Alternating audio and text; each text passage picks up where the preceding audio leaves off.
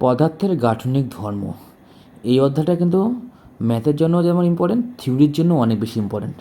তা আমি তো ক্লাসে সব থিওরি বলতে পারি নাই, এবং আমরা তো ক্লাসে শাহজাহান তপন স্যারের বইটাকে আমরা বেশি ফলো করছি বা ফোকাস করছি। সো এই জন্য আমার ভিডিওটা করা। তা তোমরা শুরু থেকে শেষ পর্যন্ত ভিডিও দেখবা। খুব বেশি সময় ভিডিও হয়তো হবে না, 20 মিনিট হবে। তুমি জাস্ট যে থিওরিগুলো দেখাবো, এই থিওরিগুলো একটু মনে প্রাণে একটু মনে রাখার ট্রাই করবা, ইনশাল্লাহ ভালো কিছু হবে। তো চলে যাই, দেখি কী অবস্থা এই পদার্থের গাঠনিক ধর্মের। আমরা একটু দেখি, যেটা যেটা ইম্পর্টেন্ট আমরা সেটাই বলবো, হ্যাঁ, আনইম্পর্টেন্ট কোনো কথা বলবো না। সো আমরা যাচ্ছি প্রথমের দিকে সবাই আনইম্পর্টেন্ট, তাই না? প্রথমের দিকে সবগুলোই মোটামুটি আনইম্পর্টেন্ট। সো আমরা এখান থেকে বের হয়ে যাচ্ছি।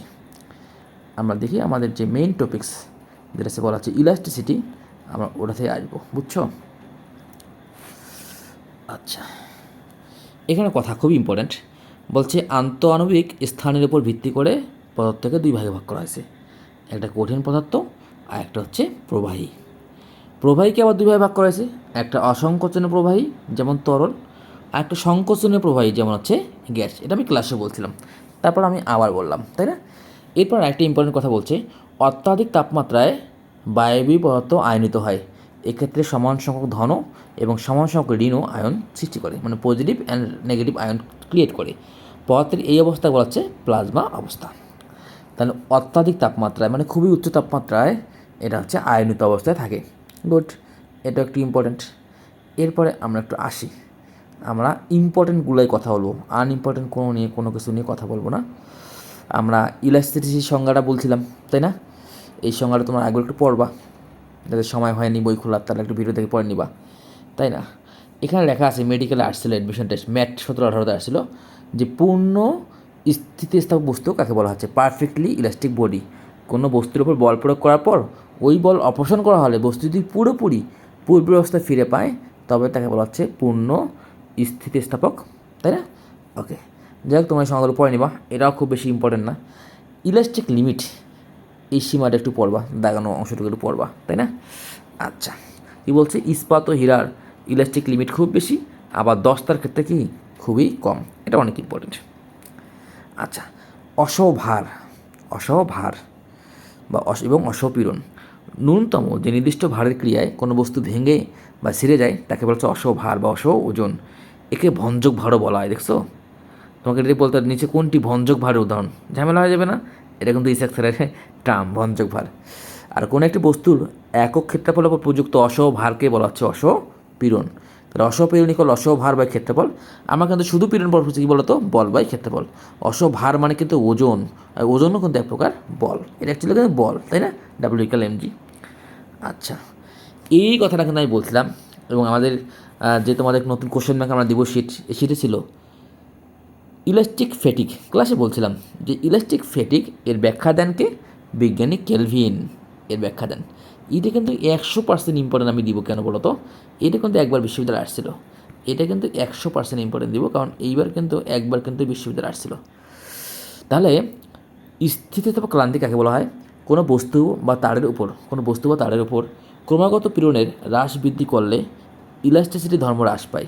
এর ফলে বল অপসারণের সাথে সাথে বস্তু আগের অবস্থায় ফিরে পায় না, কিছুটা সময় লাগে বা কিছুটা দেরি হয়। বস্তুর এই অবস্থা বলা হচ্ছে স্থিতিস্থাপক ক্লান্তি। এটা খুব ইম্পর্টেন্ট। এটা ব্যাখ্যা দেন প্রথম কী বলতো? Lord Kelvin, that's means Kelvin. এটা খুব ইম্পর্টেন্ট। আচ্ছা, এরপর বিকৃতি তোমরা জানো 3 প্রকার, ক্লাসিলা পড়াইছি। বিকৃতি কোনো মাত্রা নেই, ক্লাসিলা কিন্তু খুবই পড়াইছি। কৃত্রিম বিকৃতি, এটা মনে রাখবো তো। কৃত্রিম বিকৃতি মানে হচ্ছে আপেক্ষিক সরণ বাই ব্যবধান দূরত্ব। এটা আমি ক্লাসে পড়াইনি, কিন্তু এটা একটু মনে রাখবো তো, কৃত্রিম বিকৃতির সংজ্ঞাটা, তাই না? এটা মনে রাখবো সমীকরণটা। আয়তন বিকৃতি আমি পড়াইছিলাম, পীড়ন আমি পড়াইছিলাম, এটা নিয়ে কোনো কথা নেই, এটা সব পড়াইছি, পীড়নের মাত্রা পড়াইছি। হ্যাঁ, আমি কিন্তু বেসিক্যালি যে পাঠটুকু যাবো সেটা হচ্ছে কিন্তু সান্দ্রতায়। কিন্তু এই অঙ্কটা কিন্তু খুলনা ভার্সিটি রিটেনের জন্য খুব ইম্পর্টেন্ট ভাইয়া। এই অঙ্কটা কিন্তু কেউ রিটেনের জন্য খুব ইম্পর্টেন্ট। বি ইউনিট কেউ রিটেন, তাহলে এই ম্যাথটা আমরা করবো। খুলনা ভার্সিটি রিটেনের জন্য এই ম্যাথটা খুব ইম্পর্টেন্ট, ঠিক আছে না? আচ্ছা, এই ম্যাথের কিন্তু ইম্পর্টেন্ট কেন? আবার এমসিকিউ ইম্পর্টেন্ট, কারণ এর কাটাকাটিটা সহজ। আমি করে এর কাটাকাটি খুব সহজে করা যায়। আচ্ছা, ওকে। হুকের সূত্র, এটা ক্লাসে কম বলছিলাম। হুক কী বলছে? স্থিতিস্থাপক সীমার মধ্যে বস্তুর পর প্রযুক্ত পীড়ন তার বিকৃতি কি সমানুপাতিক। তাহলে পীড়ন সমানুপাতিক কি বিকৃতি, এটা একটু ইম্পর্টেন্ট, তাই না? এটা একটু দেখবা। এটা বলিনি ক্লাসে। একক ক্ষেত্রফলের ওপর যতগুণ বল প্রযুক্ত হবে বিকৃত কী হবে, ততগুণই হবে। মানে যতগুণ বল প্রযুক্ত হবে বিকৃতি ততগুণ হবে। ওকে, আমরা কিন্তু আস্তে আস্তে ভিতর থেকে যাচ্ছি। হ্যাঁ, অসপীড়নের সঙ্গে একটি পড়লাম, আবার দেখবা, তাও কোনো সমস্যা নেই। আচ্ছা,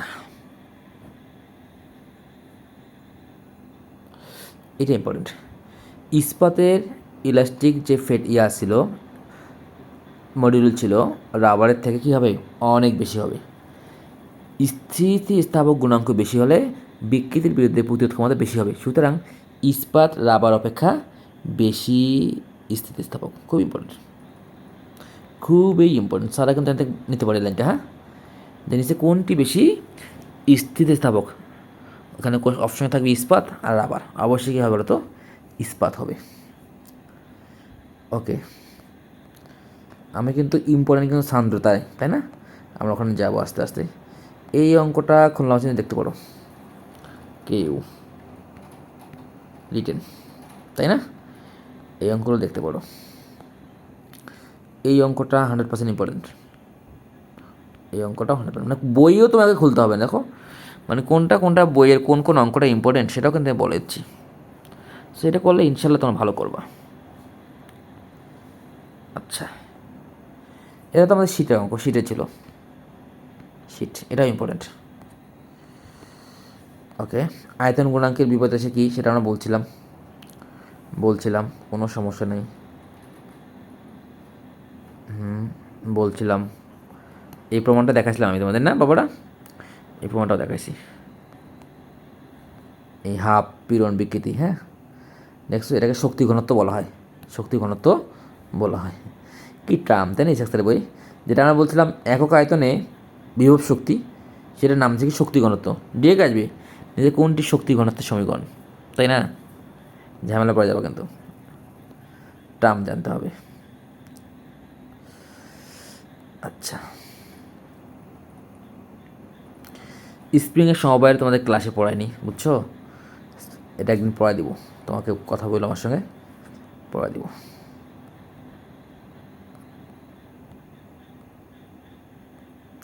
যদি স্প্রিংয়ের সমবায়টা আমরা ইয়েতে দেখবো, তো ওই যে পদ্মভিত্তিক গতি হতে দেখবো। হ্যাঁ, আমরা আস্তে আস্তে ভিতরে যাচ্ছি, মেন পড়াবো সান্দ্রতায়। হ্যাঁ, সান্দ্রতা। ওকে, পয়সা অনুপাতে মানগুলো পড়ছি, দেখছো? এই যে পয়সা অনুপাতের কোনো পদার্থের পয়সা অনুপাত কত মান হচ্ছে, এটা হচ্ছে এইটা, তাই না? ওই তামার ক্ষেত্রে 0.33 বলছিলাম না? আবার বলছিলাম না, বাস্তব মানের সীমা কত, পয়সা অনুপাত বাস্তব মানের সীমা হচ্ছে এইটা। প্রকৃতপক্ষে দেখা যায় কি 0.2 থেকে 0.4 মধ্যে থাকে। এগুলো কিন্তু সব কিন্তু আমি লেখাইছিলাম, তাই না? কোনো বেশি লেখাইছি, কোনো বেশি লেখাইনি। যে বেশি লেখাইনি সেই বেশি এই পয়সা অনুপাতটা দেখো তো, এই চরিত্রটা লিখে নিই, তো চরিত্র লিখে নিও। হ্যাঁ, এগুলো দেখাইছি কেন, এগুলো মেডিকেল ভর্তি পরীক্ষা আসে। অ্যালুমিনিয়াম পয়সা অনুপাত কত, তামার কত, ইস্পাতে কত, তোমাদের কখনো আসে নাই, সময় লেখার দরকার নেই, তুমি শুধু এটা মনে রাখবা, ইস্পাতে কত, 0.33। ওকে, এই সম্পর্কটা আমরা দেখাইনি, এগুলো ক্লাসে দেখাইনি। এখান থেকে এবার কোশ্চেন আসছে, কিন্তু ইয়াতে আসছে রে, গুচ্ছে এখান থেকে আসছে। যদি ফর্মুলাকে মনে রাখার তো টাপ, এখান থেকে কোশ্চেন আসছে। ওকে, তো আমরা চলে যাব সান্দ্রতায়।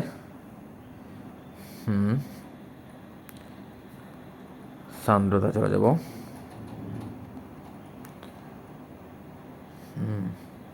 তোমরা একটু কাজ করে তো বাবারা, তোমরা একটু এই প্রবাহ, তাই না? আমরা তো বলছিলাম প্রবাহী সান্দ্র অসান্দ্র দুই হতে পারে। প্রবাহীর সান্দ্রতা ধর্ম কঠিন বস্তু করেছে ধর্ষণ ঘর্মের মতো। আচ্ছা, তোমরা একটু কাজ করি তো। সংকট বেগ, সংকট তাপমাত্রা দেখি কোথায়। ওকে,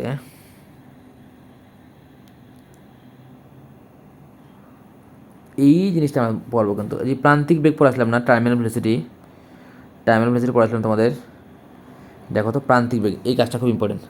যে পতনশীল বৃষ্টির ফোঁটা পতনের সময় এর বেগও বৃদ্ধি পাওয়ার কথা, কিন্তু প্রকৃতপক্ষে তা হয় না কেন?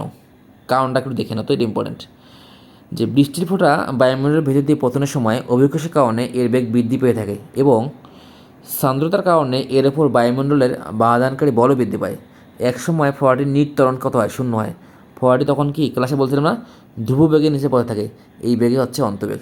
সুতরাং অন্তবেগ প্রাপ্তির কারণে অবাধে পতনশীল বৃষ্টির ফোঁটা উচ্চ বেগ প্রাপ্ত হয় না। তোমাকে ডিরেক্ট এমসিকিউ আসবে যে কোন বেগের কারণে অবাধে পতনশীল বৃষ্টির ফোঁটা উচ্চ বেগ প্রাপ্ত হয় না, তাহলে এটা 100% ইম্পর্টেন্ট।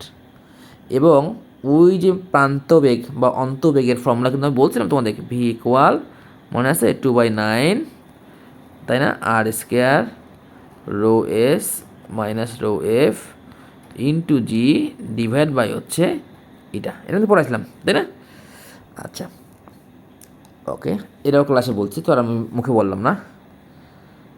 ওকে, এখানে কিন্তু সান্দ্রতাটা পারফেক্ট দেওয়া আছে যে তেল এবং আলকাতরার সান্দ্র এক নয়, এদের মধ্যে আলকাতরার সান্দ্র সর্বাপেক্ষা বেশি, তারপর তেল, তারপর লেখা আছে না আলকাতরা গ্রেটার দেন তেল গ্রেটার দেন দুধ গ্রেটার দেন কি পানির সান্দ্রতা, এটা মাথায় রাখবা। আলকাতরার পরে কিন্তু মধু হবে, মধুর পরে কিন্তু তেল হবে, তাই না? আমরা বলছিলাম না ক্লাসে বলছে কি সান্দ্রতাকে কখন কি আঠাত্ব বলা হয়, আঠাত্ব মানে অ্যাডাশন ফ্লুইড বলা হয়, তাই না? এই টার্মগুলো জানতে হবে, এসএসসির বই আছে, এই টার্মগুলো জানতে হবে বন্ধুরা, এই টার্মগুলো জানতে হবে। এদের একক মাত্রা সবই পড়াইছি, এটা ইম্পর্টেন্ট। কক্ষ তাপমাত্রায় গ্লিসারিনের সান্দ্রতা সহগ পানির চেয়ে কত 1000 গুণ বেশি। 80 ডিগ্রি সেলসিয়াস তাপমাত্রায় পানির যে সান্দ্রতা গুণাঙ্ক দৃঢ় তাপমাত্রায় পানির সান্দ্রতা গুণাঙ্কের 1/3, এটাও ইম্পর্টেন্ট বন্ধুরা। তোমরা যেগুলো পরে না যাও, যদি তোমাদের আসে থিওরিতে, তখন কী করবা? থিওরিতে আসতে পারে না এগুলো, আসতে পারে, এটা 100% ইম্পর্টেন্ট, এটা 100% ইম্পর্টেন্ট, তাই না? সান্দ্রতার উপর তাপমাত্রার প্রভাব, তাই না? তাপমাত্রা বাড়লে সান্দ্রতা হ্রাস পায়, খুব ইম্পর্টেন্ট, তাপমাত্রা বাড়লে সান্দ্রতা হ্রাস পায়, এটা ইম্পর্টেন্ট, এইটা 100% ইম্পর্টেন্ট। এটাও গ্যাসের সান্দ্রতা গুণাঙ্ক তার পরম তাপমাত্রার বর্গমূলের সমানুপাতিক, 100% ইম্পর্টেন্ট। গ্যাসের সান্দ্রতা গুণাঙ্ক তার পরম তাপমাত্রার বর্গমূলের সমানুপাতিক। তোমরা এগুলো করতে পারো কি জানো? এগুলো থিওরি আকারে মুখস্থ করতে পারো, খাতা লিখতে পারো, নোট করতে পারো, নোট করো, এগুলো নোট করো যে গ্যাসের সান্দ্রতা গুণাঙ্ক পরম তাপমাত্রা কি বর্গমূলের সমানুপাতিক। তাপমাত্রা বাড়লে গ্যাসের সান্দ্রতা বাড়ে কিন্তু তরলের সান্দ্রতা কি কমে, এটা আবার ইম্পর্টেন্ট। তাপমাত্রা বাড়লে তরলের কি কমে কিন্তু গ্যাসের কি বাড়ে, গ্যাসের বাড়ে তরলের কমে, গ্যাসের বাড়ে তরলের কমে। যেভাবে পারতাম মনে রাখো, আমি দেখি মনে এখন শর্টকাট বের করতে পারি না, ছন্দ বের করতে পারি কিনা। তাপমাত্রা বাড়লে কী হয়, গ্যাসের সান্দ্রতা বাড়ে কিন্তু কি তরলেরটা কমে, দেখি আমরা পারি কিনা। আচ্ছা, এটা খুবই ইম্পর্টেন্ট, মেডিকেল আর্টস ছিল। গ্যাসের সান্দ্রতার ওপর চাপের কোনো প্রভাব নেই, তাই না? তবে নিম্ন চাপের ক্ষেত্রে কিছুটা ব্যতিক্রম লক্ষ্য করা যায়, বিজ্ঞানী ম্যাক্সওয়েল ইহা প্রমাণ করে, মেডিকেল আর্টস 13-14-তে। ওকে,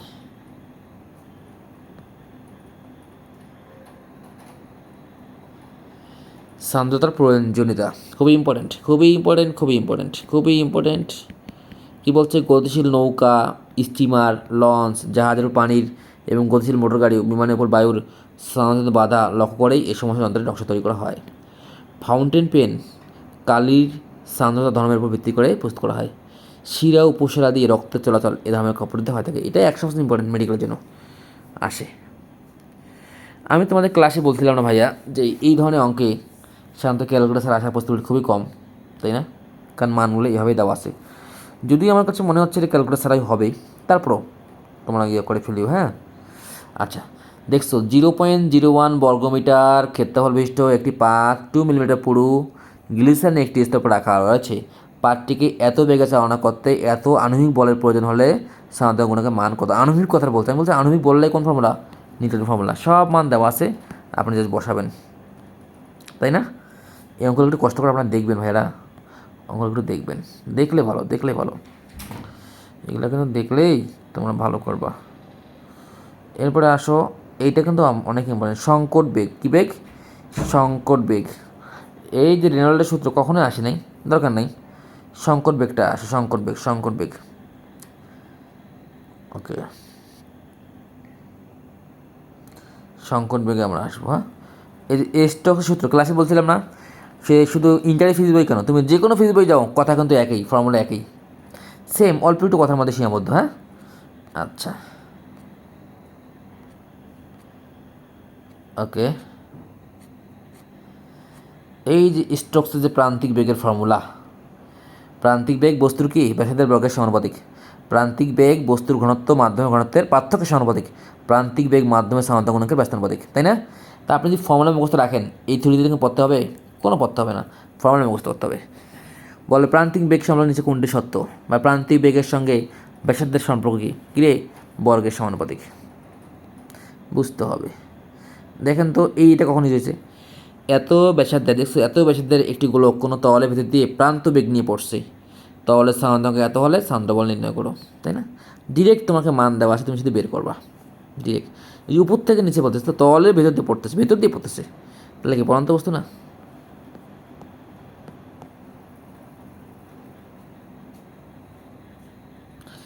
বড় গোলকের প্রান্তিক বেগ ছোট গোলকের প্রান্তিক বেগের চেয়ে বেশি, তাই বড় গোলকটি কি আগে নিচে পড়বে। খুব ইম্পর্টেন্ট, তোমাকে বলতে হবে বড় গোলক ছোট গোলক কোনটা আগে নিচে পড়বে। বড় গোলক।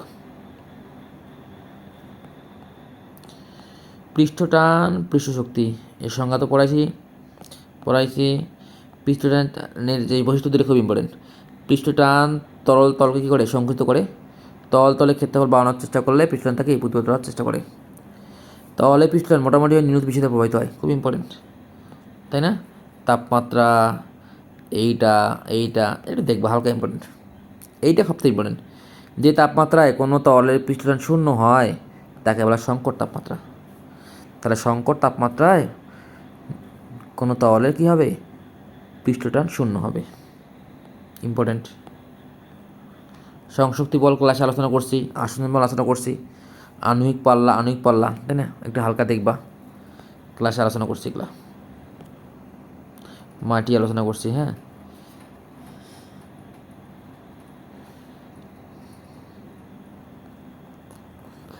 ওকে। কোনো তলের পৃষ্ঠশক্তি সংখ্যা কত হবে তলের কি পৃষ্ঠটানের সমান, এটাও ক্লাসে আলোচনা করছি, ইকুয়াল টি। এটা ইম্পর্টেন্ট। তোমার শুধু দেখবা ছোটো ফোঁটাকে বড় ফোঁটায় পরিণত করতে কিন্তু কাজ কি দেখছো? এটা কিন্তু এই কোশ্চেন কিন্তু আজকে ইন্টারে আসছিল। তোমাদের পড়াশোনা করো না বন্ধুরা? কৈশিকতা দেখি তো কাকে বলে? খুব সরু ছিদ্রবিষ্ট সুষুপ নলকে কৌশিক নল বলা হয়। কৈশিকতা বলতে কৌশিক নলে তলের ওঠানামা সংক্রান্ত ঘটনাকে বোঝায়, তাই না? কী বলছে একটু দেখি তো। একটি পানিপূর্ণ কাচের পাত্রে একটি কৌশিক নল ডোবালে দেখা যায় যে নলের ভিতরে পানির তল বাইরের পানি অপেক্ষা কিছুটা উপরে উঠে যায় এবং নলের সংস্পর্শস্থলে পানিতল বেঁকে অবতল হয়েছে। যে সকল তল কাচকে ভেজায় সেগুলোর ক্ষেত্রে অনুরূপ ঘটনা ঘটে। দেখছো, এটা আরও হয়েছে, কখনো অবনমন হয়েছে। আবার যেসব তল কাচকে ভেজে না, যেমন পারদের ভিতরে কাচের কৌশিক নলকে ডোবালে নলের ভিতরে পারদের কিছুটা কি নেমে যায় এবং পারদ তল বেঁকে গিয়ে উত্তল আকার ধারণ করে। চিত্র কত? এই দেখছো, উত্তল আকার ধারণ করে। নল যত সরু তলের আরোহণ বা অবনমন তত কী হবে? বেশি হবে, তাই না? এই তো কথা। ওকে, এটা কিন্তু অনেক ইম্পর্টেন্ট। স্পর্শকোণ দুই প্রকার, একটা সূক্ষ্ম স্পর্শকোণ, একটা স্থূল। আমি বলছিলাম কি ভেজালে কি হয়? সূক্ষ্ম হয়, না ভেজালে কি হয়? স্থূল হয়, তাই না? ক্লাসে কিন্তু বোঝাচ্ছিলাম। আচ্ছা, স্পর্শকোণ 90 ডিগ্রি অপেক্ষা কম হলে সূক্ষ্ম কী হয়? স্পর্শকোণ হবে। সূক্ষ্মকোণ হবে। আর যেসব তলের ঘনত্ব কঠিন ঘনত্ব অপেক্ষা কম সেসব তল সাধারণত কঠিনকে ভেজায়, আর যাদের ঘনত্ব বেশি তারা কি ভেজায় না। যেমন এখানে আমি বলছিলাম যে এটা খুব ইম্পর্টেন্ট, সাধারণ পানি এবং কাঁচের ভেতর স্পর্শকোণ কত? প্রায় 8 ডিগ্রি, মুখস্থ রাখতে হবে। বিশুদ্ধ পানি, দুইটাই বিশুদ্ধ পানি, পরিষ্কার কাঁচ, এটা বিশুদ্ধ, তাহলে কোণ কত হবে? 0 ডিগ্রি। রূপা ও পানির ভিতরে স্পর্শকোণ কত ডিগ্রি? 90 ডিগ্রি। আবার দেখো পারদ এবং কাঁচের ভিতরে স্পর্শকোণ কত বলো? 140 ডিগ্রি।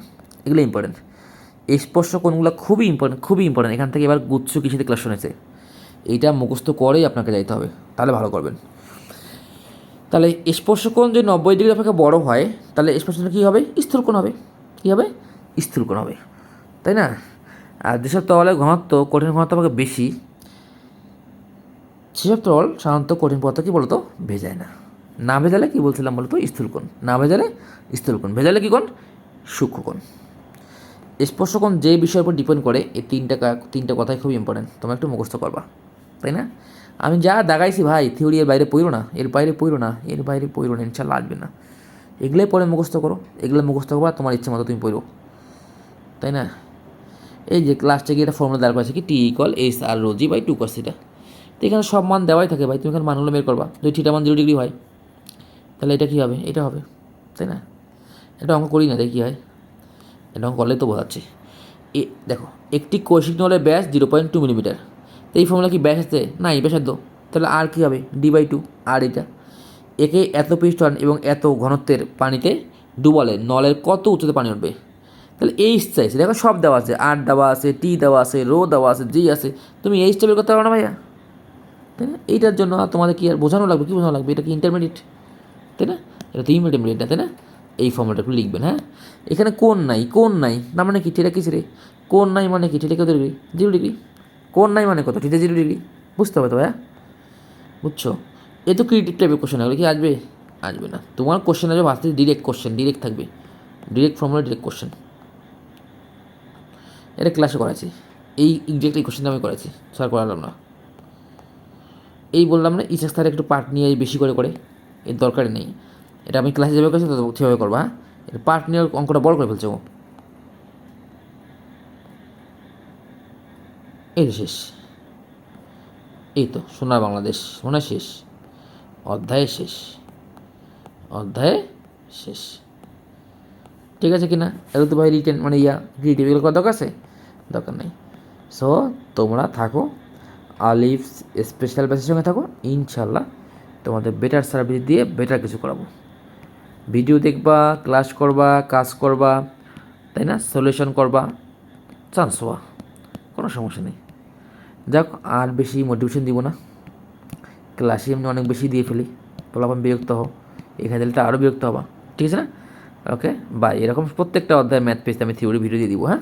সবাইকে ধন্যবাদ।